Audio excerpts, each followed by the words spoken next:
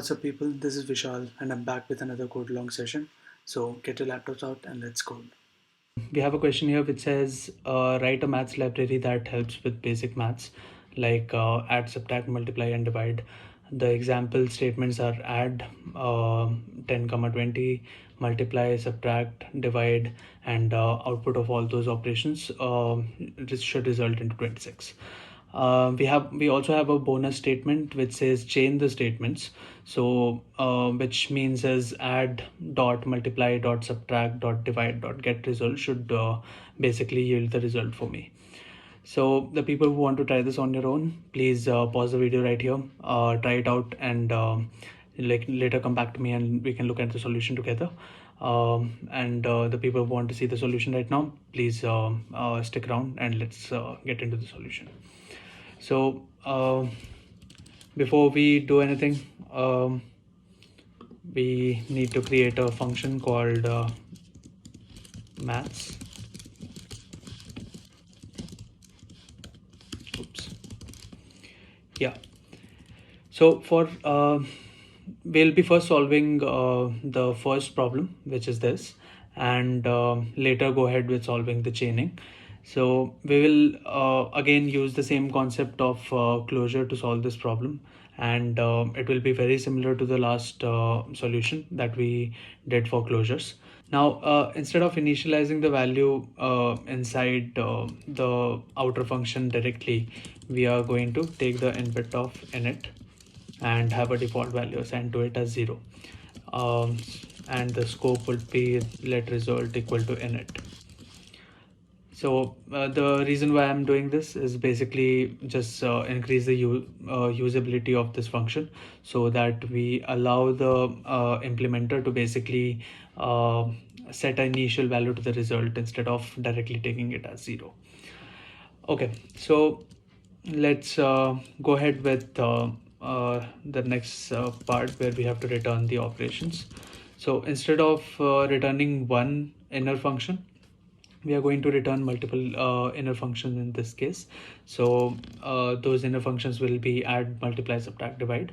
So let's add those functions right now. Add, subtract, multiply,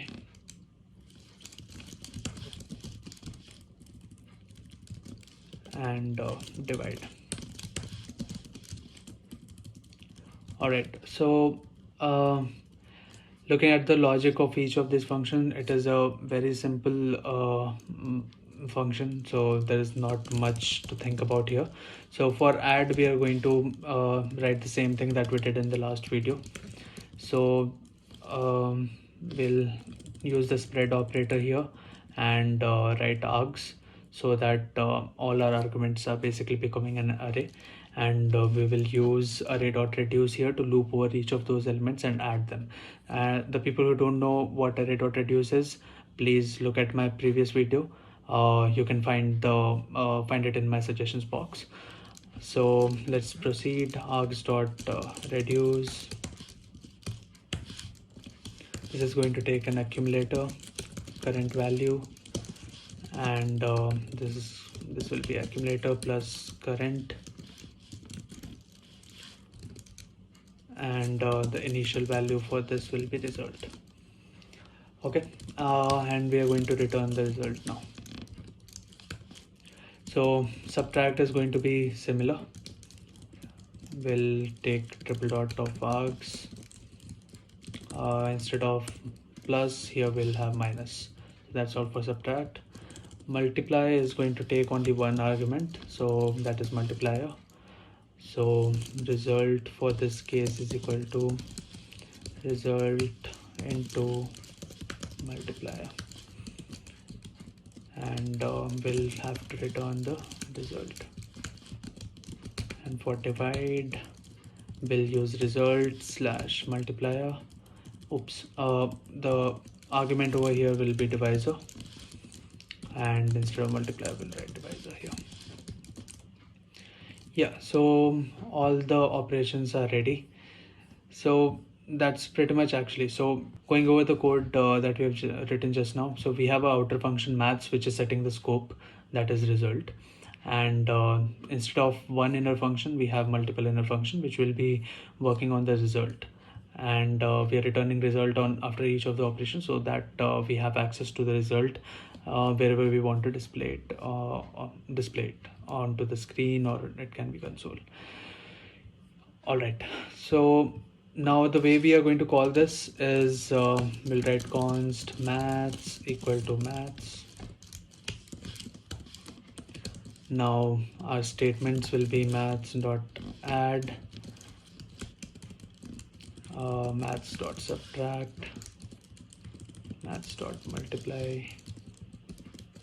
and maths dot divide. So 1023. Okay, so we'll just put the same arguments just to verify our output.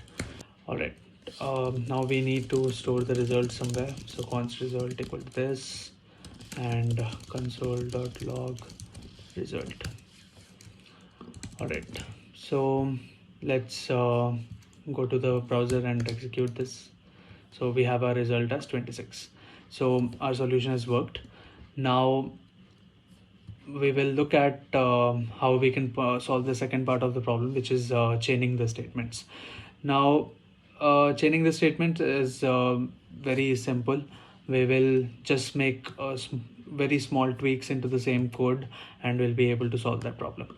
So instead of returning this entire object, we'll assign it to a variable. So const ops equal to this is my object, and from the outer function we will just return this object, and instead of returning result in each of these operations, we will return the ops.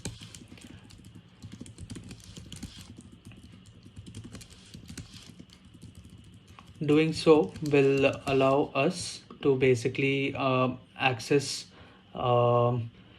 the other operations after each operation executes. So let's say I do maths.add.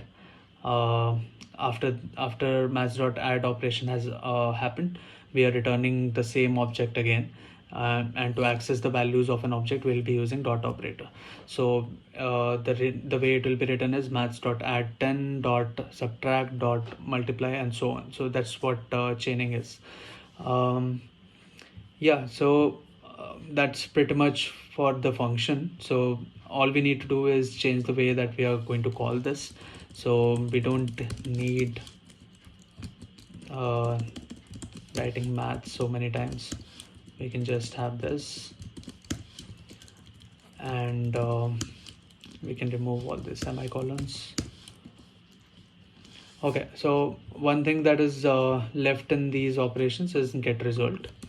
So we will create a function get result, and very simple, what this is gonna do is return the result. Okay, so our final thing will be get result, and we need to store this into variable result, and we are going to do the console log of the result. So that's pretty much of the solution. Let's execute and see whether it works the way it has to. So refresh, and yes, our code is working perfectly fine with chaining as well. So that's all for this solution. There are more improvements that we can do in this library that we have made. We'll discuss about those improvements in the next video. So please subscribe to my channel, and stay tuned for the next video where we try to improve this further. Also, if you have any better solution for the steps that we have done so far, please add a comment and let me know your thoughts on this. Thank you.